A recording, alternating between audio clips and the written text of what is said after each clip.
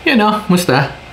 Okay, so, laging tinatanong, which is, I get it, malapit na malapit talaga, which is itong, boom, ay, nakatayo stand. Yung Aula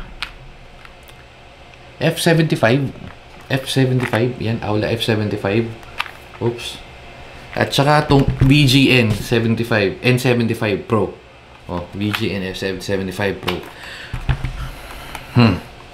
So, ano ba mas okay? Well, para sa akin, medyo magdilin tayo dito sa Aula. Pero, mas mataas siya ng onting-onti, parang 200 pesos, 300, nung panahon na binili ko.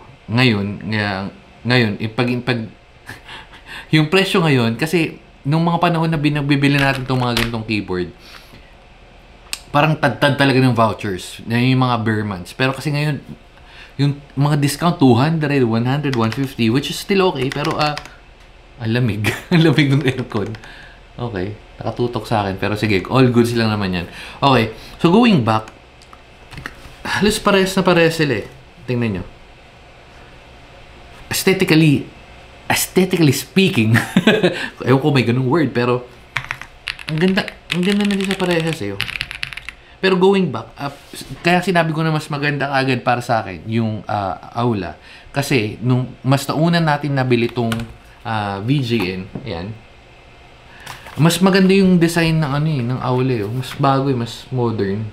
Pero syempre, kung gusto mo naman ng N75, wala namang makakapigil sa'yo. Again, ito lang ang difference nila. Na lagi ko sinasabi. Kahit sabihin na natin halos dikit sila, iba ang layo talaga nito, lalo na sa layout. Again, itong Aula, kaya nga mas gusto ko to kasi hindi ko talaga trip yung ganto, yan magkadikit. Pero kung trip mo yung may nakalagay na buhok ng pusa, yan. So, pero kung trip mo yung delete button is nandito, well, hindi na kailangan pag-isipan. So, ano ka agad, VGN. Pero ngayon, kung mas trip mo ng may space ng ganto, diba, Aula ka na. Tapos, isa pang ito pang binanggit ko, halos lahat talaga na ng sinabi ko na trip ko, nandito na yata sa Aula. Ayun, yung space niya, may space siya dito, tapos, FN tsaka control lang, or FN and Alt, pwede mo naman palitan yan. Unlike ito, meron kang Alt, may FN ka, may control ka, na napakahirap, may nagmimiyaw, okay, na napakahirap nating hanapin. Like, pag nagka-type kang ganito, pwede mong pindutin to, mapipindot, may chance na mapindot mo yun. Unless na, of course, kabisado mo yung mga keyboard mo. Pero kung medyo marami-rami ka ng keyboard, kadalasan naman sa pang-second to, pero still, mas madali to, mas accessible. Para sa akin, mas accessible yung FN na dikit lang sa spacebar. Unlike ng ganito, at mas maliit pa siya pindutin. Yan. Diba? Ayun, Tapos, sound check na mabilis, by default, mas maganda pa rin yung Aula. Kaya hindi na rin ako masyado nagbibili ng switches. Kasi, yung iba, hindi ko na matandaan yung default na tunog. Kailangan ko pang balikan doon sa mga previous video.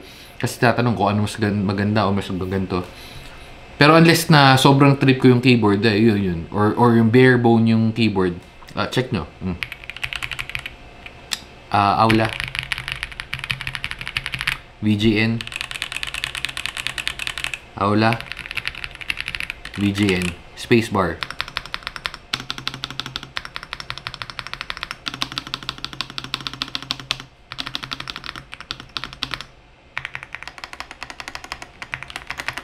Diba? Mas crunchy yung tunog ng ano. Pero ito, yung button nito, tsaka to, mas maganda yung, para sa akin ayoko. Pero syempre, kung trip mo yung ganito, wala naman makakapigil. Pero mas mas maganda yung knob nito Although hila lang naman to. Ay magpahila. Wala akong lakas ngayon kasi kakagising na natin at galing tayo sa masahe. Wala akong lakas. Pero hila lang naman yan. Pati to, hila lang din naman yan. Pwede naman palitan yan. Shit, nagkakasmudge yung mga keyboard natin. Ayun yung Tapos, front facing, north facing to parehas ang pagkakatanda ko. Pero, open na lang natin kasi balikan natin yung mga video. Okay. So, VGA na keycaps to. And, mabilis lang. Oh, so, north. So, parehas lang naman. Ayan, oh. Parehas. Diba? Switch natin kung mas maganda yung tunog. Kung mas magiging maganda yung tunog. Para sa mga curious yan. Okay, so another yun.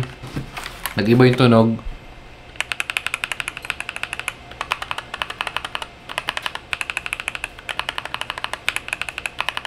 Mas lumalim ng onti. Pero sobrang konti lang. Pero kasi may tulong nga, may difference nga rin yan.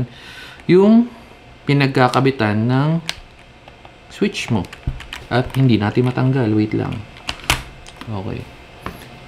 Kaya mas maganda yung tunog kasi ito makapal to eh. Ayun o. Ay, sorry, di kita. Ayun o. Unlike ito, may bounce eh. Na onti. So, hindi siya ganun ka plastic yung tunog. Or yung ano. Kapitan. Ayun o. Ay, hindi pala kita. Ay, kita. Ayun o. Ewan ko kung papansin nyo. Ayun, lumulubog o.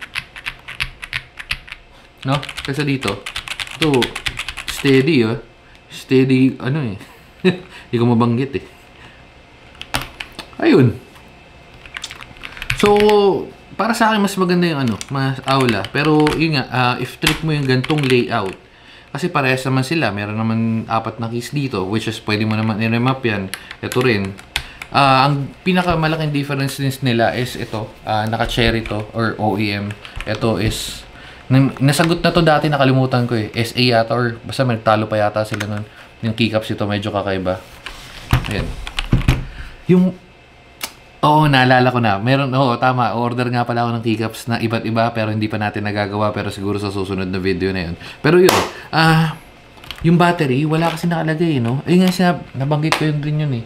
Wala na yun, hindi na nakalagay yung battery dito. Kailangan mo nilang i-check yun sa box or sa detailed specifications ng keyboard mismo. Ayun, para sa akin, mabilis na sagot. Wala kasi nga, lahat ng hinahanap ko nandito. Ang ganda ng ano niya, ang ganda ng tunog. May ganito, dalawa lang, tapos wala yung dito. Although ito medyo dikit masyado to medyo dikit masyado tong F12. May chance na mapindot mo siya. Tong knob. Kasi medyo malaki. And I like to. Medyo ito pansin niyo. Ito na lang pala, mas top view, mas madali. Kaya medyo mas hiwalay to kahit dikit yung delete. Ayun, yun lang yun na yung ano natin kasi sa presyong 2,000 parang 2,3 to, nasa 2,324.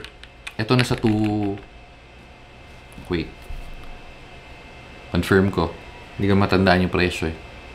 Yung Aula natin is 2,590 nung nakuha natin.